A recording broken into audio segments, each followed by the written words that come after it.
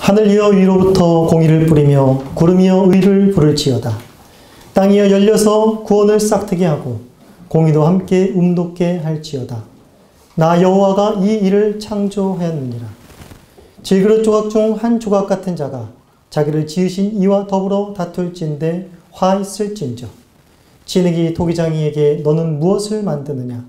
또는 내가 만드는 것이 그는 손이 없다 말할 수 있겠느냐? 아버지에게는 무엇을 낳았소 하고 묻고 어머니에게는 무엇을 낳으려고 해산의 수고를 하였소 하고 묻는 자는 화 있을진저. 하나님의 말씀입니다. 네, 우리 만왕의 왕이신 우리 하나님 아버지께 감히 그가 하시는 모든 일들에 대하여서 그것은 좀 잘못된 것 같지 않습니까? 그것은 좀 이상하지 않습니까? 라고 항변을 할 수 있을까요? 하나님은 창조주시고 그의 만드신 바 그의 백성들은 피조물일 텐데 과연 그러한 일이 가능할까요? 우리 하나님, 만왕의 왕이신 하나님을 생각하기 이전에 먼저 이 땅의 왕에 대해서는 어떨까요? 이 땅의 왕에 대해서 백성들이 항변하거나 따지거나 대들 수 있을까요? 물론 오늘 같은 시대는 그것이 가능한 시대가 됐습니다. 그러나 성경 속에서 잠깐 확인해 볼 수 있듯이 다윗만 해도 어떻습니까? 다윗이 크나큰 범죄를 저지른 다윗이 하나님 옆에 정말 순결하고 정직하고 전심을 다한 사람이지만 다윗에게 흠이 있는 사실을 우리는 너무나 잘 압니다.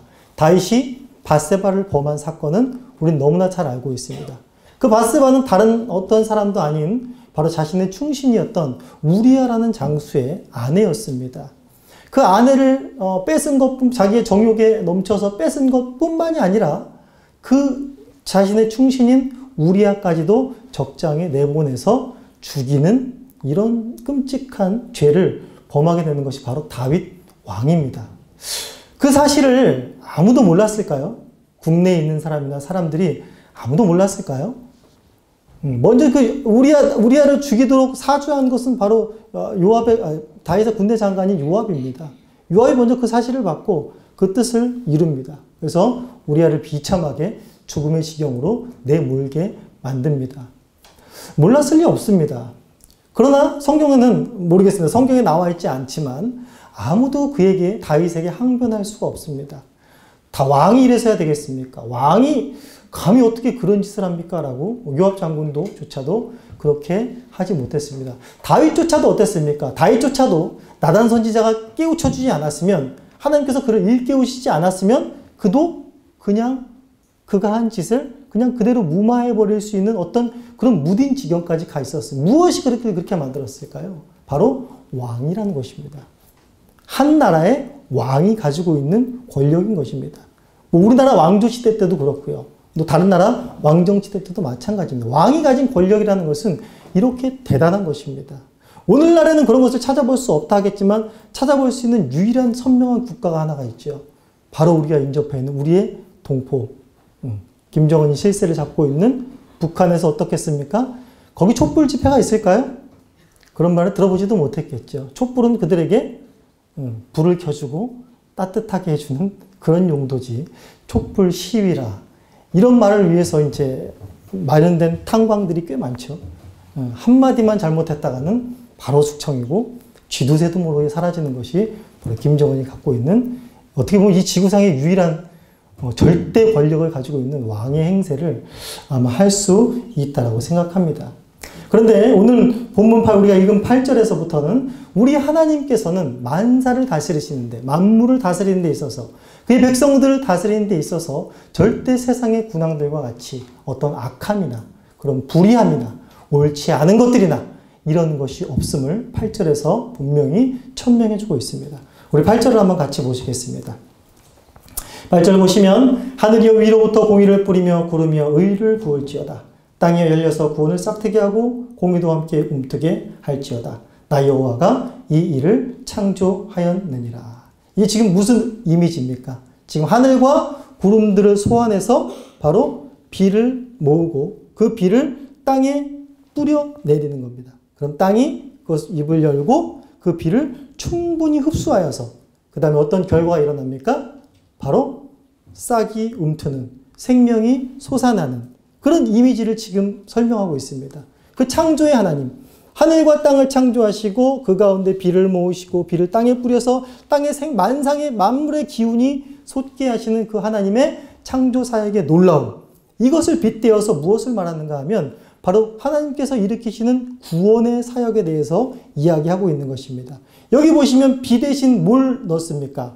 하늘이여 위로부터 공의를 뿌리며 구름이여 의를 부를지어다. 그러면서 땅이여 입을 열어서 구원을 싹트게 하고 공의도 함께 움돋게 할지어다 라고 말하시면서 하나님께서 천지 만물을 지으신 창조주께서 이 땅, 이 세계 가운데 어떻게 일하시는가 라는 것에 대한 것을 보여주면서 그와 마찬가지로 하나님께서 그의 백성들을 구원하심에 있어서도 이와 동일하게 하나님이 하시는 일은 공의로우며 틀린 것이 없으며 그것이 다 옳음을, 절대 그것이 옳고 그것으로 말미암아서 하나님의 그 온전하신 창조적인 행위로 말미암아서 바로 구원의 생명이 이 땅 가운데 샘솟아 오를 수 있다라는 것을 지금 성경 속에서 이야기하고 있는 것입니다. 근데 9절부터 가면 갑자기 질그릇 이런 얘기들을 하면서 무슨 얘기를 하는 것이냐면 바로 이러한 하나님, 이런 세상 군왕들과는 다른 전혀 차원이 다른 만왕의 왕이신 하나님께서는 전혀 그 일하심에 있어서 천지를 창조하시고 또 그 안에 모든 만물을 다스리시고 또 죄인들을 구원하심에 있어서 어떤 부정함이나 악함이나 어떤 모자람이 없는데 그것에 대하여서 그런 공의로운 일을 하시는 하나님에 대하여서 피조물들이 어떻게 한다고요? 바로 피조물들이 항변을 하는 이런 일들이 일어나고 있다는 것입니다. 항변이 뭡니까? 대들고 막 따지는 거죠. 하나님께 항변한다는 것은 하나님이 하시는 일에 대해서 못마땅히 여긴다는 것입니다. 하나님이 하시는 일이 뭔가 부족한 것이 있다는 것입니다. 뭔가 다른 길로 가고 있습니다라고 감히 피조물이 따져 묻고 있다는 것입니다. 여기서는 지금 정확히 어떤 일로 인해서 그 피조물들이, 그의 백성들이 하나님 앞에 이런 항변을 할 수 있을까라는 그 항변의 그 내용이 명확하게 나와 있지는 않습니다. 그런데 유추해 볼 수 있는 것은 바로 윗절부터 1절부터 7절까지 해가지고 쭉 무슨 내용을 보여주고 있냐면 바로 바벨론의 앞으로 포로에 끌려갈 유다 백성들이 누구에 의해서 구원을 받냐면 바로 고레스, 이방왕, 바사왕인 고레스에 의해서 이 유다 백성들, 하나님의 백성들을 구원한다라고 이야기를 하고 있습니다. 근데 우리가 생각하기에는 하나님께서 그 유다 백성들을 구원하시는 데 있어서 이방왕인 고레스를 통해서 구원하시는가 보다. 그래도 하나님께서 인애하고 자비로우시다. 이방왕을 통해서 구원하시려나 보다라고 생각할 수 있지만 이 말을 직접 듣는 유다 백성들, 하나님의 백성들은 이것이 그렇게 그들에게 쉬운 내용이 아닌 것입니다. 이것이 그들에게 하나님께 항변거리가 될 수 있다는 것입니다. 우리 45장 5절 보시면 뭐라고 써 있습니까? 4절 보시면 5절 보시면 나는 여호와라 나 외에는 다른 이가 없나니 나밖에는 신이 없느니라. 너는 나를 알지 못하였을지라도 나는 내 띠를 동일 것이요. 이 고레스에게 하는 말입니다. 고레스는 하나님을 안다고요, 알지 못한다고요? 너는 나를 알지 못할지라도. 지난 시간에 제가 설교했던 것이 기억나실지 모르겠지만 고레스가 하나님께 쓰임받은 사람이긴 하지만 그가 하나님 앞에 예배를 드리고 그가 평생 하나님을 섬긴 자는 아니었습니다. 하나님께서 단순히 그를 도구로 들어 쓰신 것 뿐이었습니다. 그런 이방인에게 우리가 구원을 받는다? 하나님의 택한 백성인 선민인 우리가, 할례받은 백성인 우리가 할례받지 않은 저자에게 구원을 받는다? 도움을 입는다? 이게 그들에게 어떻게 다가왔을 것 같습니다. 별로 깨름직하지 않게 다가왔을 것이며 포로로 잡혀간 다니엘 같은 사람, 다니엘 같은 사람이 확 일어서가지고 분기를 해가지고 어떤 왕이 됐으면 그래도 좀 그럴싸할 텐데 하나님께서 이방왕을 들었습니다. 이건 말이 안 되는 것입니다.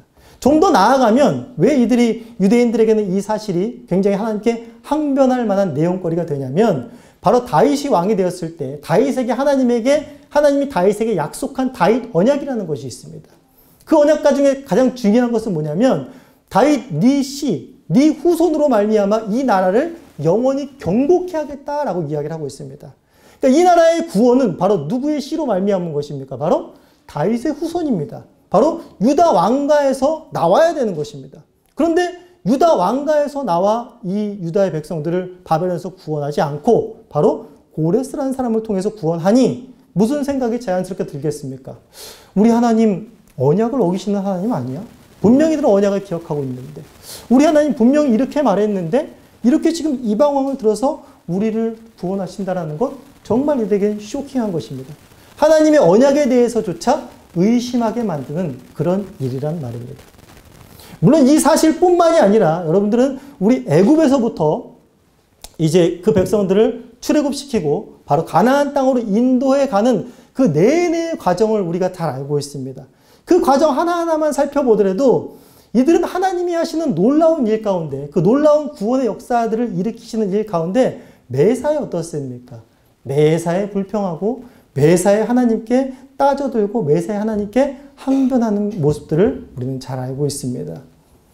10가지 놀라운 재앙을 일으켜서 그들을 바로 애굽에서 탈출시켰습니다. 꺼냈습니다. 그런데 하나님께서 몰아가신 곳이 어디입니까? 바로 홍해 바다입니다. 백성들이 뭐라 그럽니까? 야, 하나님께서 우리를 바다로 인도하셨구나. 그러면서 기뻐합니까? 바다를 하나님께서 건너게 하시려 하나님을 기대합니까? 뭐라고 말하죠? 애굽에 매장지가 없어서 여기까지 와서 우리를 죽이려고 하느냐? 애굽에 매장지가 없어서 우리를 수장시키려고 하느냐? 라고 이렇게 모세에게 따지는 겁니다. 결국에 누구에게 따지는 겁니까? 하나님께 따지는 겁니다. 다른 길도 있습니다. 다른 쪽으로 가서 더 빨리 가는 육로도 있고 해안길을 따라서 가는 블레셋 쪽으로 가는 가벼운 길도 있습니다. 애들이 그걸 모르지 않습니다. 하필이면 왜 이 길로 와서 우리를 다 죽게 하냐라고 하나님의 인도하심에 대해서 항변하고 거세게 대드는 것들을 보게 됩니다. 그때 하나님이 어떻게 합니까? 바다를 가르치죠. 그리고 그 길을 지나갑니다.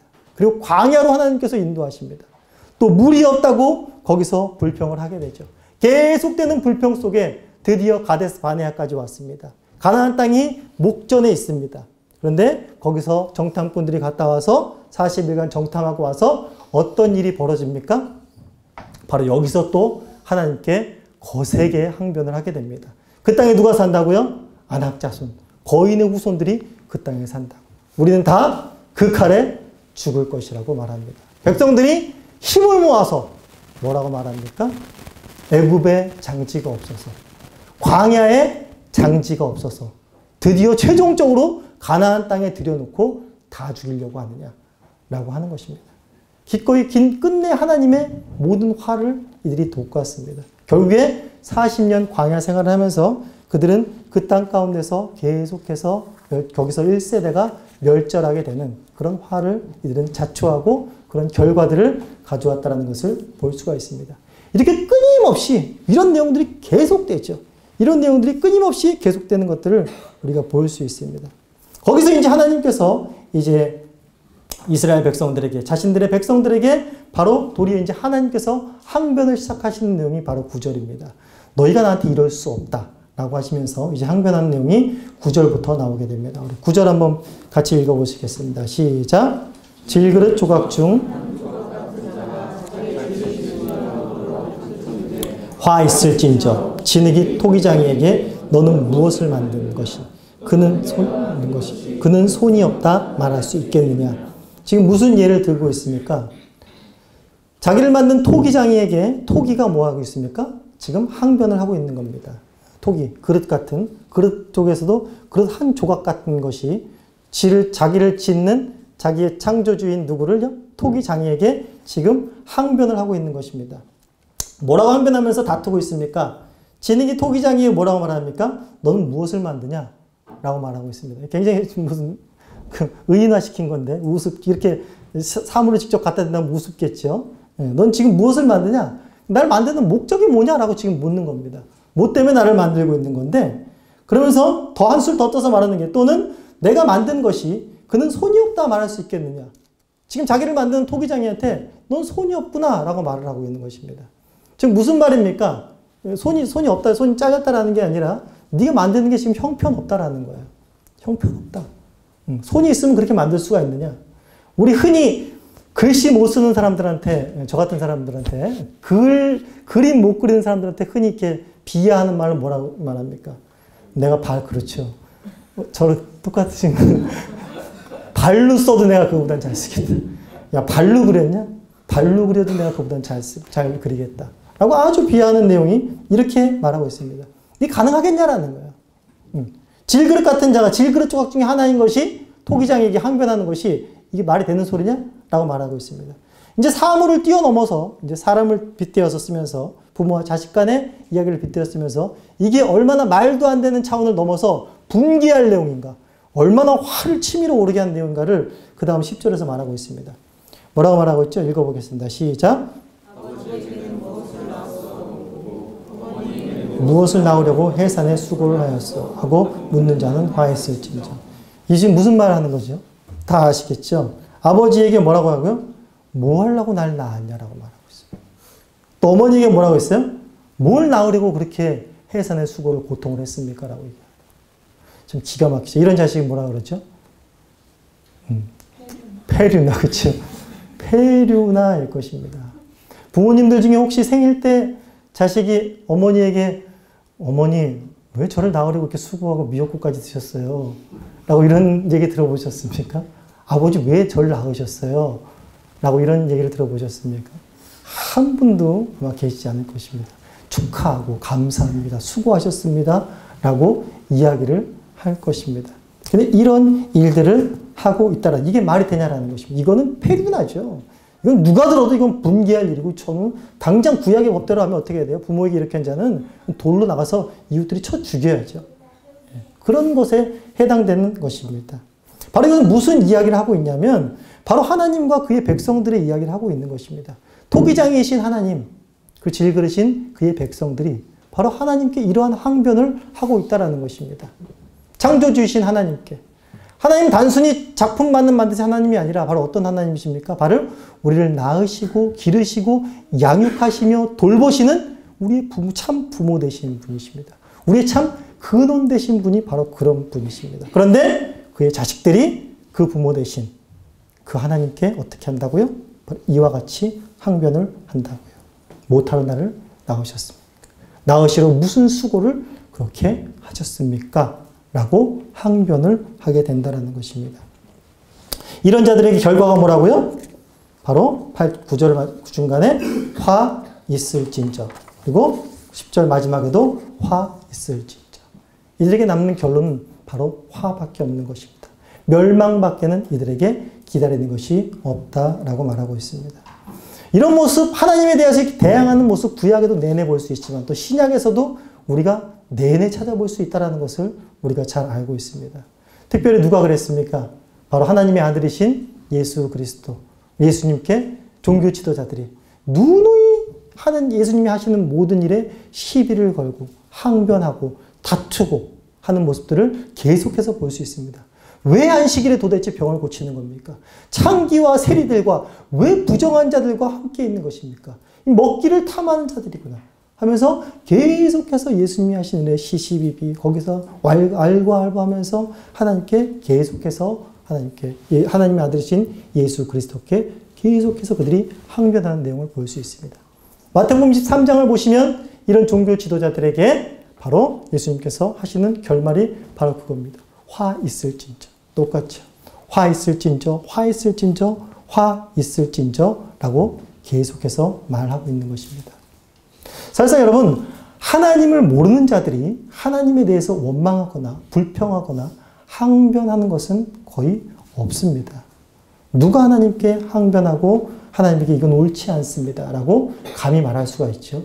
아이러니하게도 하나님을 아는 자들이 바로 이러한 일들을 하고 있습니다. 여기서 우리가 굉장히 조심해야 될 것이 있다는 것을 기억하셔야 됩니다. 하나님을 아는 것은 굉장히 중요한 것이고 하나님이 우리도록 성경을 통해서 선지자들을 통해서 알도록 하셨습니다. 그러나 그 내가 아는 것으로 말미암아서 어느 순간 하나님이 하시는 넓은 일들을 제한시키고 내 안에서 해석해버리고 하나님을 판단해버리고 하나님이 하는 일에 결국에는 항거하는 이런 모습들, 항변하는 이런 모습들이 보일 수가 있다는 것입니다. 우리 하박국서 보시면 하박국서 한번 1장으로 한번 같이 읽어보시겠습니다.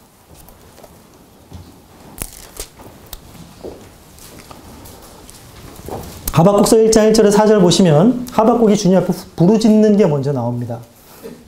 왜 부르짖냐면 하나님의 백성들이 지금 굉장히 그 강포함이, 죄악이 아주 극에 달았습니다.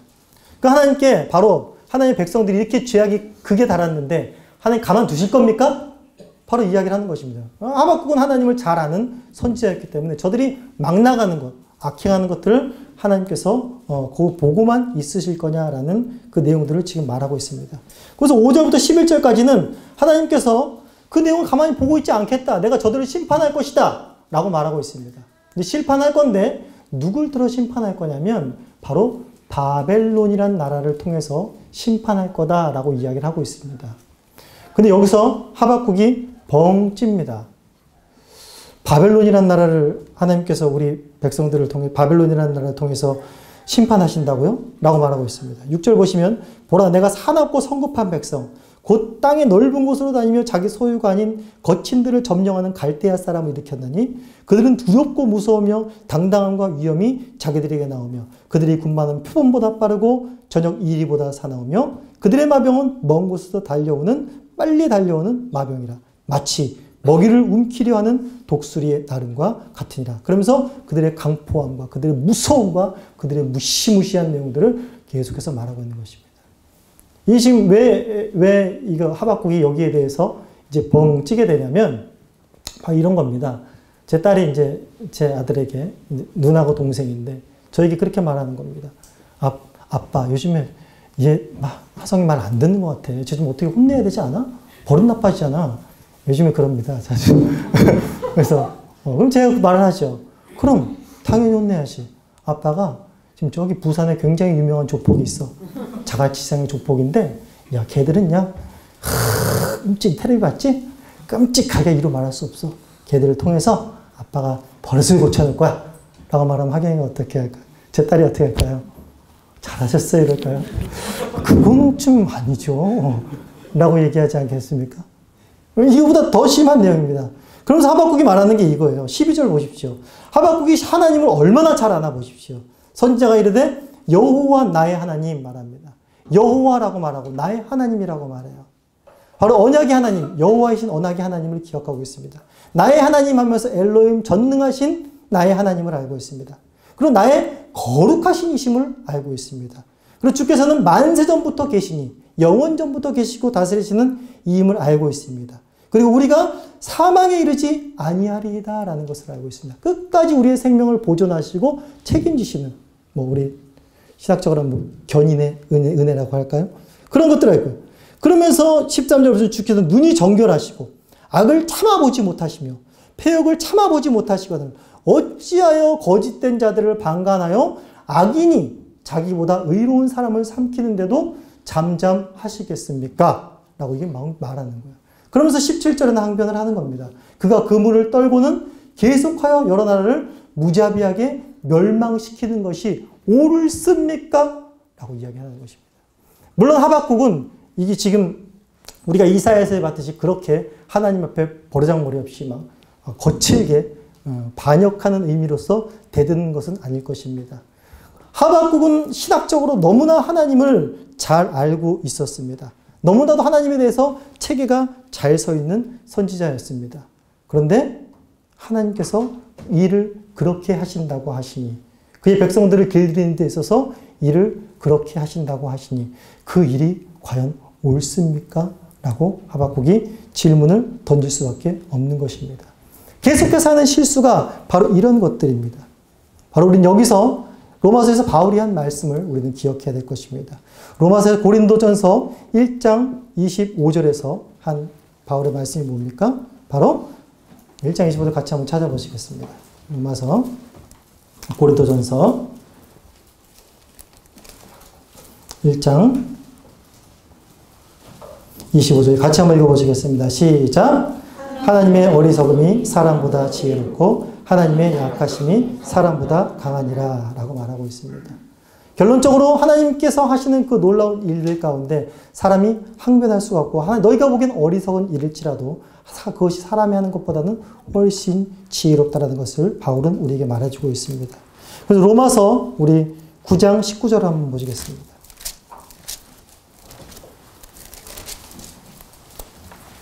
이 이야기를 지금 비유한 토기장이의 그 이야기를 그대로 바울이 말하면서 너희들이 결코 피조물인 존재가 그의 백성들이 하나님 앞에 항변할 수 없다라고 천명을 하고 있습니다. 우리 19절부터 한번 읽어보겠습니다. 시작.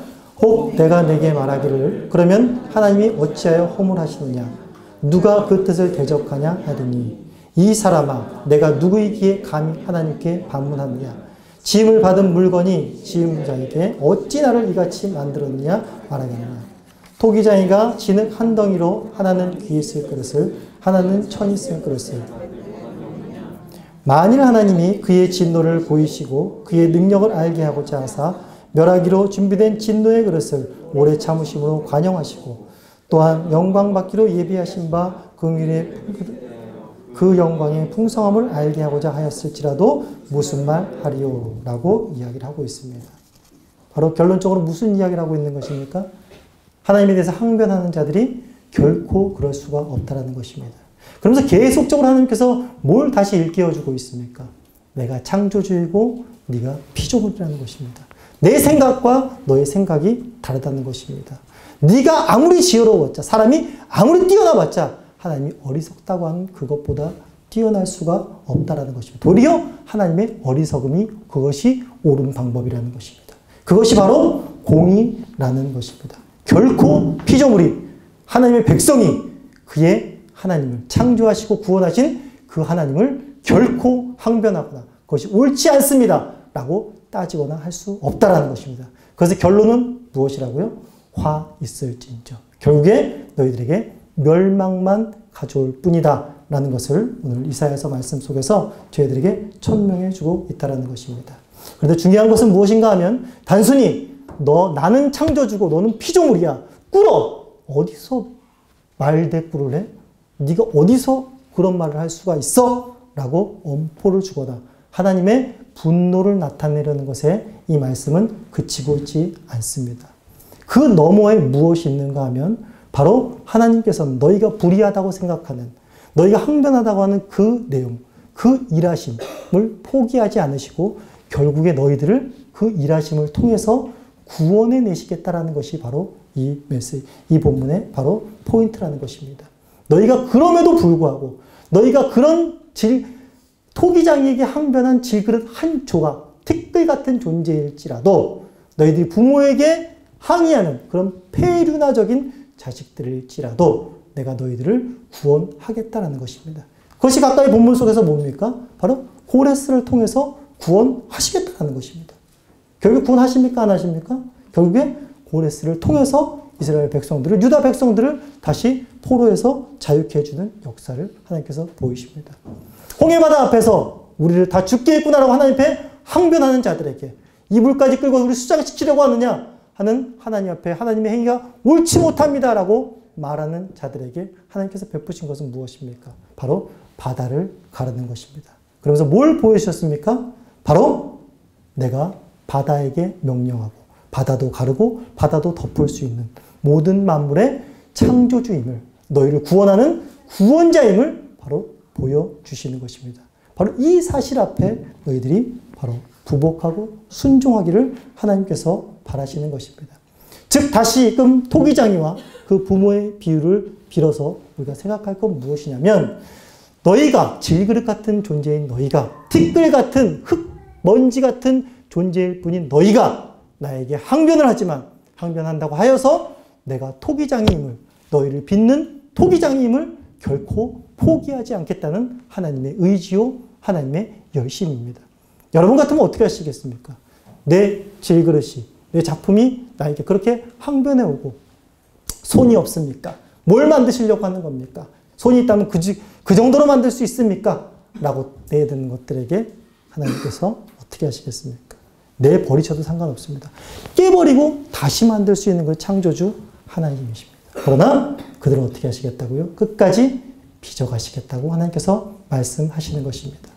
자기에게 대항하고 끊임없이 자기에게 불평하고 끊임없이 자기에게 불만을 호소하고 자기들을 하나님에서 향해서 극기야 대적하지 하는 이들에 대하여서 어떻게 하겠다고요? 하나님이 부모됨을 포기하지 않겠다고요. 인간 부모도 그렇지 않습니까? 하물며 인간 부모도 자기에게 패역한 자식을 그냥 너랑 나랑 인연 끊자라고 말은 할 수 있어도 그게 굉장히 쉽게 그렇게 끊을 수 없는 것입니다. 하나님이 하물며 어떠하시겠습니까? 하나님께서 결코 그렇지 않겠다라는 것을 우리에게 보여주고 있는 것입니다.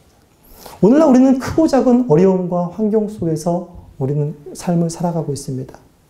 왜 이렇게 이른 나이에 제 사랑하는 아내를 데려갔습니까? 왜 제 사랑하는 남편을 데려갔습니까? 왜 세상도 아직 보지 못한 이 어린 아이를 왜 데려갔습니까? 라고 우리는 하나님께 충분히 물을 수 있습니다. 그 이유를 하나님께 묻고 나아가고, 때로는 너무나 답답하여서 하나님 그럴 수가 있습니까? 하나님께 항변할 수가 있습니다. 그러나 신자들이, 하나님을 믿는 백성들이 하나님께서 그 이유에 대해서 하나하나 설명해 주면 그 설명을 듣고 수긍하여 거기서 위로를 얻고 소망을 얻을까요? 논리적인 이해로 말미암아 거기서 회복되고 하나님을 원망하지 않을 수 있을까요? 저는 그렇지 않다고 생각합니다. 하나님께서는 그런 질문들을 모두 외면하시는 것은 아닙니다. 그러나 우리가 원하는 식으로 대답하지 않아서 문제입니다. 그러나 거기서 오는 진정한 위로와 진정한 소망은 네가 지금 겪고 있는 어려움과 고통 속에서 또 찾고 있는 그 사랑하는 사람의 먼저 간 사람에 대해서 갖고 있는 그 마음 속에 하나님의 음성은 이렇게 들려올 때가 많은 것입니다. 내가 그 사람은 나로부터 시작되었고, 즉 내가 그를 만들었고, 그 사람이 살아가는 일생은 나로 말미암았고, 그는 결국에 나에게로 돌아왔다라는 그 사실. 무엇을 말해주고 있습니까?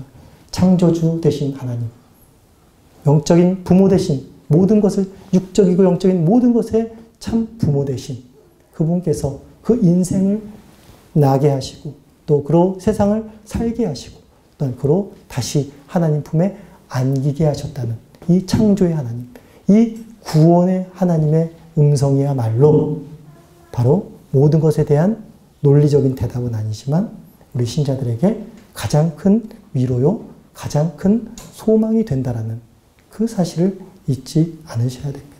신자는 진정으로 이것으로 말미암아 소망을 얻고 그 마음에 다시금 기쁨을 얻습니다. 우리가 욥기 강해를 통해서도 계속적으로 배웠고 들어온 바입니다. 욥이 왜 고통당했는지에 대해서 우리 하나님께서는 한마디 원급도 없으십니다. 그래서 어떤 하나님으로 나타나십니까? 천지 만물을 지으시고 모든 만물들을 섭리하시는 그 하나님으로 욥에게 등장을 하십니다. 바로 모든 것이 하나님으로부터 시작되었고 하나님으로 말미암고 하나님께로 돌아간다는 그 사실 하나 속에 바로 우리는 부복하게 되고 그 하나님께 감사와 찬송과 영광을 돌리게 되며 모든 우리의 앙금과 가시와 그런 것들이 씻겨 나가는 놀라운 경험들을 하게 된다는 것입니다. 이 세상의 모든 불의와 부조리, 하나님이 살아계시다면 이럴 수 있는가라는 소리들은 계속해서 들려오고 있습니다. 그러나 그 가운데서 하나님의 명확한 이것은 이렇다 말할 수 없게 대답해 주시지 않을지라도 분명한 것은 하나님은 지금도 내가 이 모든 만물을 다스리고 있고 너희들을 구원하고 있다는 그 사실을 잊지 말라는 것입니다. 그 사실 안에서 소망과 참된 위로를 받으라고 하는 것입니다. 하나님이 하시는 일 중에 지금까지 가장 질타를 받고 가장 항변을 하고 가장 하나님이라면 이렇게 어리석은 짓을 할 수 있습니까? 라고 말할 수 있는 일이 뭐가 있을까요? 그렇죠. 맞습니다. 십자가입니다. 십자가로 구원을 한다고요? 말이 안 되는 겁니다. 하나님이라면 어떻게 그런 일을 할 수가 있습니까? 라고 말할 수 있는 거리가 바로 십자가입니다. 모든 사람이 비웃었던 것입니다. 어리석은 것이었고 끔찍한 입에 내뱉기도 꺼리는 그런 이야기입니다. 모두가 옳지 않다라고 생각한 방법입니다. 그런데 하나님께서는 그 방법을 굽히지 않으셨습니다. 그 방법만이 모든 인류를 구원하는 길이셨다는 것입니다. 그것을 우리가 참 평안을 얻고 참 소망을 얻습니다. 십자가가 심장 속에서 뛰고 있는 주의 성도들은 결코 하나님이 하시는 일들에 대해서 다 이해할 수는 없지만 항변하거나 토를 탈거나 시시비비를 하나님 앞에 따지지는 않습니다. 우리가 비록 그런 마음이 들지라도 다시금 내가 누구이고 하나님이 누구인지를 다시 한번 기억하면서 주님께로부터 오는 산 소망을 누리시는 저와 여러분들이 되시기를 간절히 소원합니다. 이 시간 찬송하시겠습니다.